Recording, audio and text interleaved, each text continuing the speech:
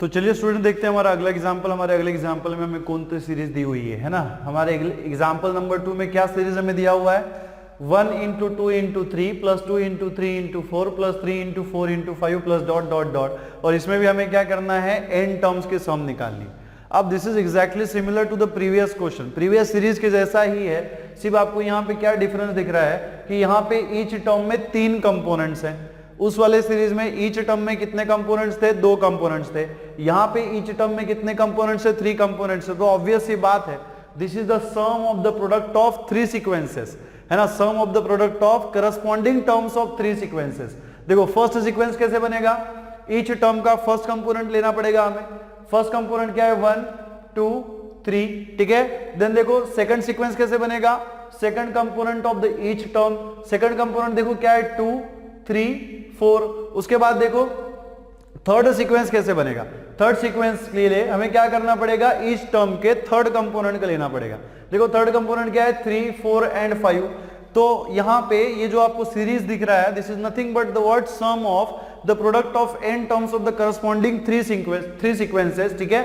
और अगेन इसके अगर n टर्म्स का हमें सम निकालना है तो हमें क्या करना पड़ेगा, इसकी nth टर्म निकालनी पड़ेगी। और इसकी nth टर्म निकालने के लिए हमें क्या करना पड़ेगा, यहां पे जितने भी सीक्वेंसेस के टर्म्स का प्रोडक्ट हुआ है उन हर सीक्वेंस का हमें कितना क्या करना पड़ेगा, nth टर्म निकालना पड़ेगा। तो देखो हम यहां पे कैसे लिखेंगे, लिखिएगा solution for the example number 2, ठीक है। Solution for the example number 2, given series, ठीक है, given series is the sum of, ठीक है, is the sum of product of corresponding terms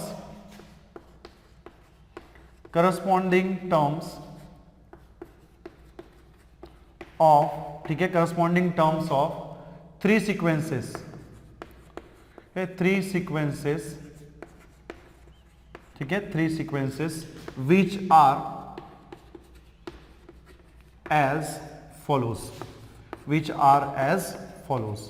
देखो फर्स्ट सीक्वेंस हमें कैसे मिलेगा, फर्स्ट सीक्वेंस हमारा क्या होगा, फर्स्ट सीक्वेंस, है ना, फर्स्ट सीक्वेंस। देखो फर्स्ट सीक्वेंस क्या है, फर्स्ट सीक्वेंस के लिए हमें क्या लेना पड़ेगा, इस सीरीज के ईच टर्म का फर्स्ट कंपोनेंट। तो यहां पे देखो फर्स्ट कंपोनेंट कितना है, 1, सेकंड टर्म में फर्स्ट कंपोनेंट कितना है, 2, थर्ड टर्म में फर्स्ट कंपोनेंट कितना है, 3, एंड सो ऑन, ठीक है, एंड सो ऑन। वैसे ही देखो सेकंड सीक्वेंस में हमें क्या मिलेगा, सेकंड सीक्वेंस, ठीक है, सेकंड सीक्वेंस में देखो, सेकंड सीक्वेंस में क्या है, 2 3 4, है ना।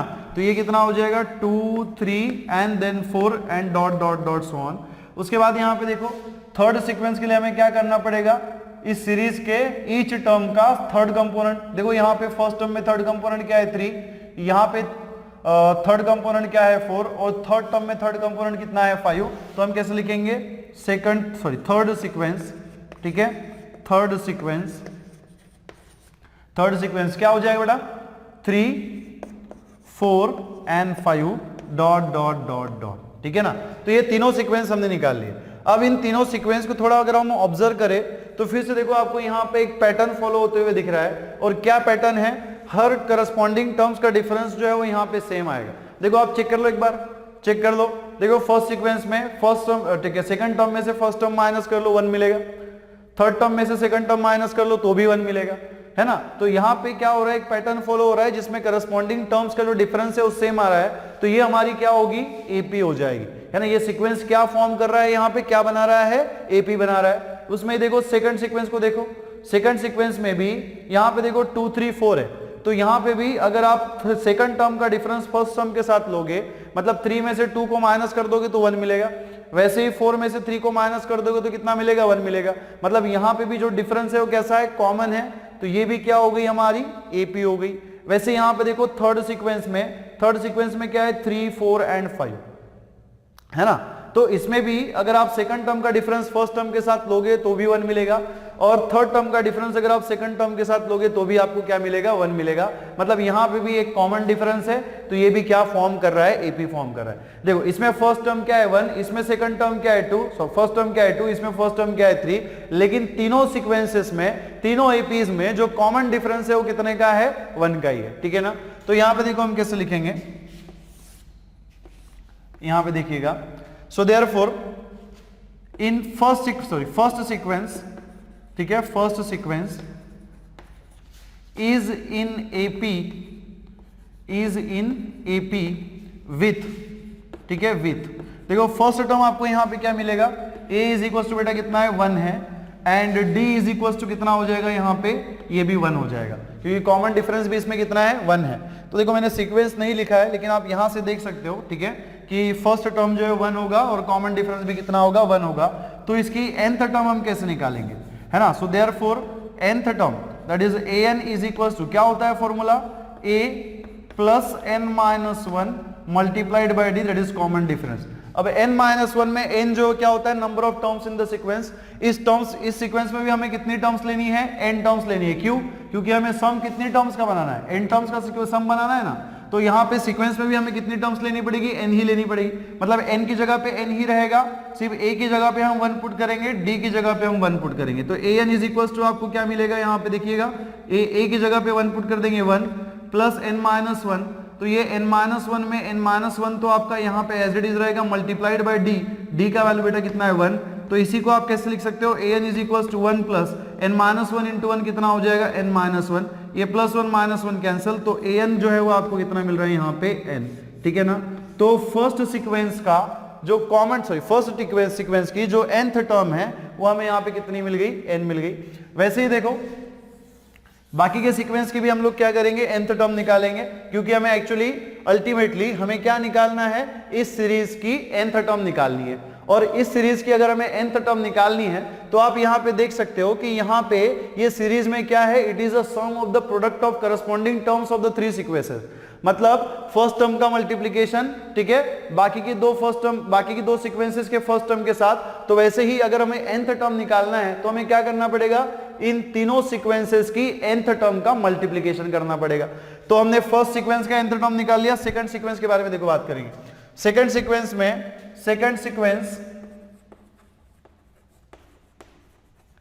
इज इन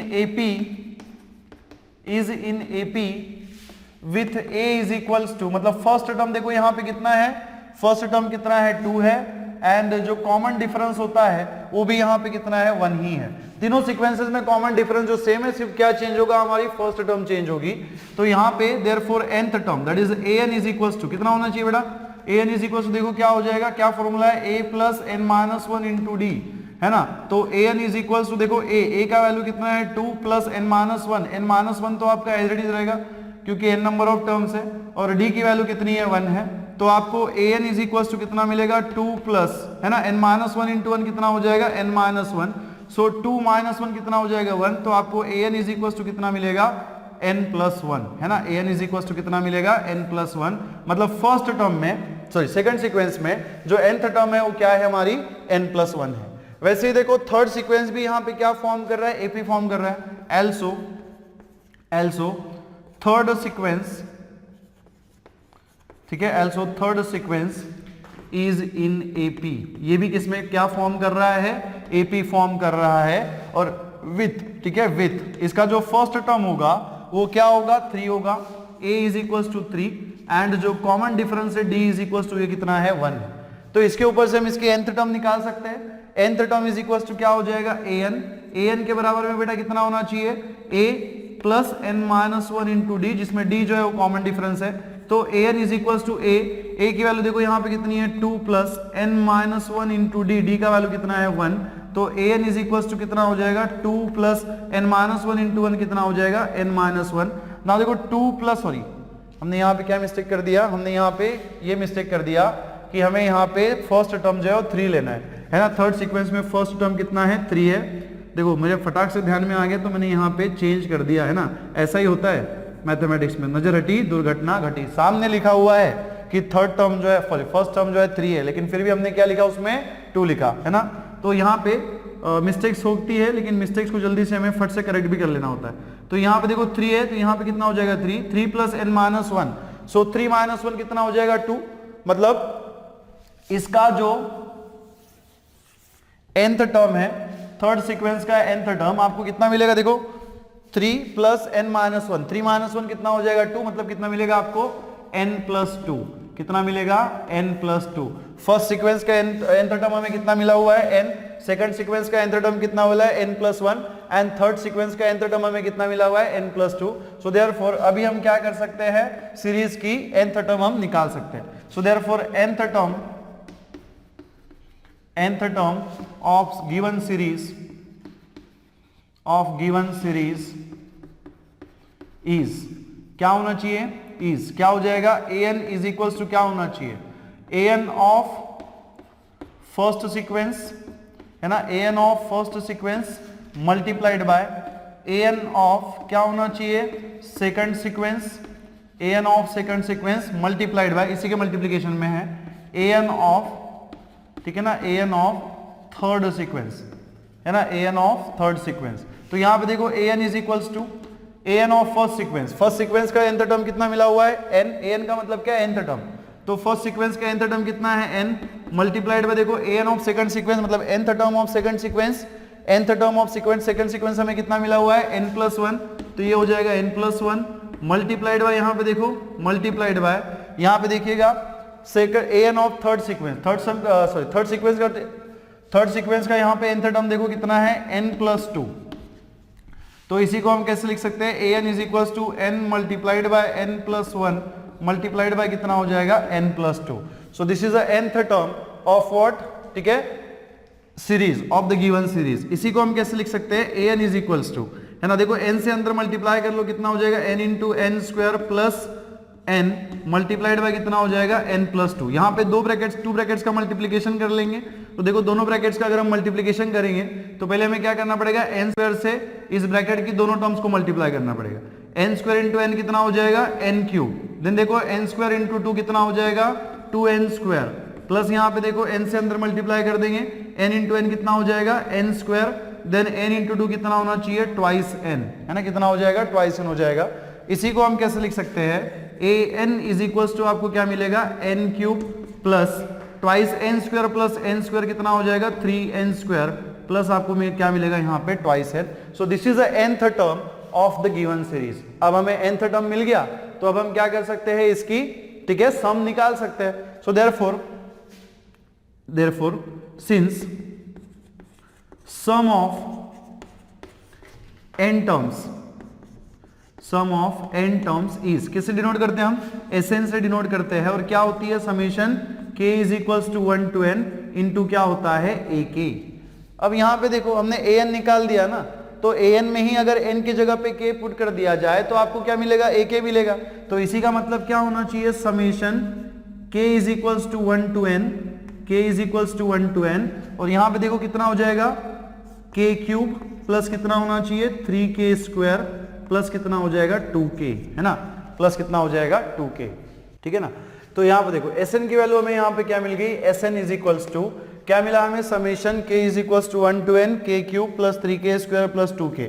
हम समेशन ऑपरेटर से अंदर मल्टीप्लाई कर देंगे तो क्या मिलेगा हमें, summation k is equals to 1 to n, यहाँ पे क्या मिलेगा k cube plus summation k is equals to 1 to n, और यहाँ पे कितना है 3k square plus summation k is equals to 1 to n, और यहाँ पे कितना है ट्वाइस k है ना। अब यहाँ पे देखिए इसी को हम कैसे लिख सकते हैं, summation k is equals to 1 to n है ना, ये तो आपका यहाँ पे एज इट इज रहेगा ऑफ k क्यूब, प्लस यहाँ पे देखिए यहाँ पे क्या है 3k square and 3 is a constant number, इसके ऊपर समेशन ऑपरेटर कुछ इफेक्ट करेगा क्या, नहीं करेगा, तो ये जो 3 है उस समेशन के बाहर ले लेंगे, क्या मिलेगा 3 multiplied by summation k is equals to 1 to n 3k square, यहाँ पे कितना हो जाएगा k स्क्वायर, और यहाँ पे देखिए plus summation k is equals to 1 to n, ठीक है, और यहाँ पे देखो यहाँ पे भी 2 है ना, इस 2 में भी समेशन का कोई इफेक्ट नहीं होगा तो 2 को भी बाहर ले लेंगे, और यहाँ पे कितना मिलेगा k मिलेगा। ना यहाँ पे देखो this is the special series, ये क्या है स्पेशल सीरीज है ना, this is the sum of the first n natural number, this is the sum of the square of the first n natural number, and this is the sum of the cube of the first n natural number, ठीक है। अब देखो ये जो sum of the cube of the first n natural number है ना, देखो इसी को हम कैसे लिख सकते हैं, ठीक है, सम ऑफ, ठीक है, sum of cube of first n natural number, इसी को आप क्या लिख सकते हो, sum of summation k is equal to n, ठीक है, सम ऑफ क्या लिख सकते हो of first k natural number का होल स्क्वायर, है ना, क्या लिख सकते हो होल स्क्वायर। तो यहाँ पे देखो सम ऑफ फर्स्ट, ठीक है, cube of first N natural number, इसी को आप क्या लिख सकते हो summation k is equal to 1 to n of k whole square. तो इसी को हम कैसे लिखेंगे, sum of first n natural number का होल स्क्वायर प्लस यहाँ पे क्या मिलेगा 3 into summation k is equal to 1 to n multiplied by k square plus यहाँ पे 2 into summation k is equal to 1 to n और ये कितना हो जाएगा मल्टीप्लाइड बाई k। नाउ यहाँ पे देखो हमें पता है कि this are the special series, है ना, ये जो आपको टर्म्स इसमें दिख रही है क्या है, स्पेशल सीरीज है। देखो हमें पता है कि sum of first n natural number that is summation k is equal to 1 to n into k, ये कितना होता है n into n plus 1 by 2, कितना होता है n into n plus 1 by 2। और वैसे ही sum of first n, sum of square of first n natural number, ये कितना होता है n into n plus 1 into twice n plus 1 divided by कितना होता है 6 होता है। तो बस कुछ नहीं करना है, इसमें हमें वैल्यूज रखनी है। तो यहाँ पे देखो sum of first n natural numbers का होल स्क्वायर है, तो इसमें हम लोग क्या पुट करेंगे, sum of first n natural number कितना होता है n into n plus 1 by 2 whole square. यहाँ पे देखिए प्लस, यहाँ पे देखो क्या हो जाएगा 3 into sum of first square of first n natural number कितना हो जाएगा n into n plus 1 into twice n plus 1 by कितना हो जाएगा 6, ठीक है। और यहाँ पे देखो प्लस 2 इंटू कितना है, ठीक है, दिस इज 2 इंटू, यहाँ पे देखो sum of first n natural number कितना होता है n into n plus 1 by कितना हो जाएगा 2। ना यहाँ पे देखिए, यहाँ पे हम लोग क्या करेंगे, स्क्वायरिंग कर लेंगे, n का स्क्वायर कितना हो जाएगा n स्क्वायर, n प्लस 1 का स्क्वायर कितना हो जाएगा n plus 1 square divided by 2 का स्क्वायर कितना होना चाहिए 4। यहाँ पे देखो 3 1 जा 3, 3 2 जा कितना हो जाएगा 6, तो कितना मिलेगा n into n plus 1 into twice n plus 1, ठीक है ना, और डिवाइडेड बाय कितना है 2 है। यहाँ पे देखो प्लस ये 2 2 जो है वो आपका कैंसिल हो जाएगा, क्या मिलेगा n इंटू n प्लस 1, ठीक है ना, क्या मिलेगा n into n plus 1। Now यहाँ पे देखो अगर इन तीनों टर्म्स की तरफ थोड़ा ध्यान से देखा जाए तो आपको दिख रहा होगा कि तीनों टर्म्स में n into n plus 1, n into n plus 1, n into n plus 1 common है। तो तीनों इसमें से हम क्या करेंगे, n इंटू n प्लस 1 हम यहाँ से कॉमन निकालेंगे। तो अगर n इंटू n प्लस 1 को कॉमन निकाल लिया जाए, है ना, n इंटू n प्लस 1 को अगर कॉमन निकाल लिया जाए तो देखो यहाँ पे क्या बचेगा, n स्क्वायर में से अगर n जाता है तो कितना बचेगा n प्लस 1 स्क्वायर में से अगर n प्लस 1 जाता है तो कितना बचेगा n प्लस 1 डिवाइडेड बाय कितना हो जाएगा 4। यहाँ पे देखो प्लस ये n इंटू n प्लस 1 है, ये भी बाहर चला जाएगा, तो यहाँ पे कितना बचेगा ट्वाइस n प्लस 1 बाय 2। और यहाँ पे देखो प्लस ये n इंटू n प्लस 1 बाहर चला गया, मतलब n भी बाहर चला गया, n प्लस 1 भी बाहर चला गया, तो यहाँ पे ओनली कितना बचेगा 1 बचेगा और यहाँ पे ब्रैकेट क्लोज, ठीक है ना। नाउ देखो इसी को अगर हम आगे सॉल्व करें तो इस तरीके से हम कर सकते हैं।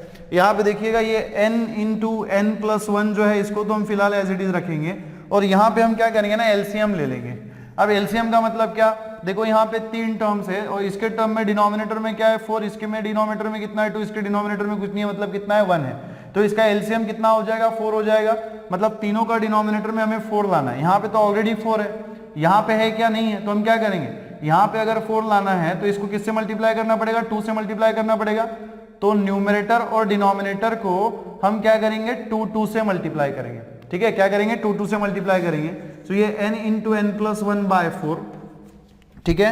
देन यहाँ पे देखो प्लस 2 इंटू ट्वाइस n, है ना, 2 into twice n plus 1 by 2 into 2 कितना हो जाएगा 4। देखो प्रॉब्लम का मीनिंग चेंज हुआ क्या, नहीं, प्रॉब्लम सेम ही है। अगेन 2 बाय 4 कितना हो जाएगा 1 बाय 2 ही हो जाएगा। और यहाँ पे देखो प्लस 1 है तो इस प्लस 1 को हम क्या लिख सकते हैं 4 बाय 4।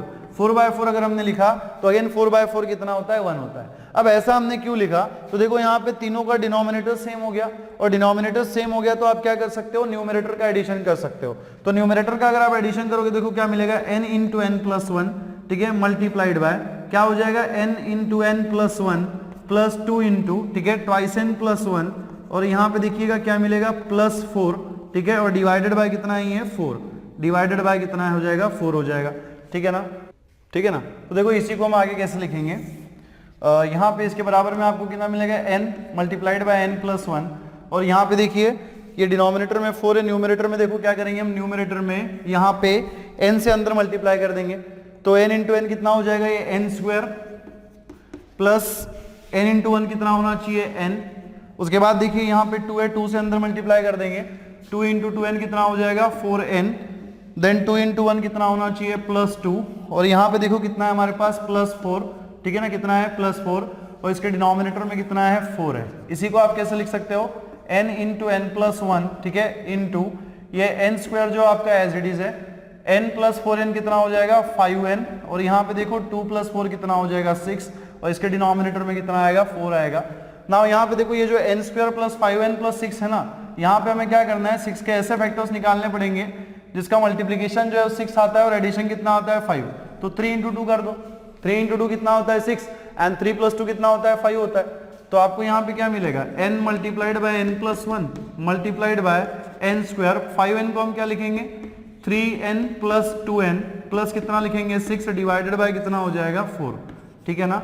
इसी को हम कैसे लिख सकते हैं n multiplied by n plus 1, यहाँ पे देखो n स्क्वायर प्लस 3n, तो ये जो n स्क्वायर प्लस 3n दिख रहा है इसमें से हम n कॉमन निकाल लेंगे, ब्रैकेट में क्या मिलेगा, ब्रैकेट में क्या मिलेगा n प्लस 3, और यहाँ पे देखो ट्वाइस n प्लस 6 में से 3 कॉमन निकाल लेंगे, तो ब्रैकेट में आगे सॉरी ट्वाइस n प्लस 6 में से 2 कॉमन निकालेंगे, तो ब्रैकेट में क्या मिलेगा अगेन n प्लस 3, और यहाँ पे ब्रैकेट क्लोज, ठीक है।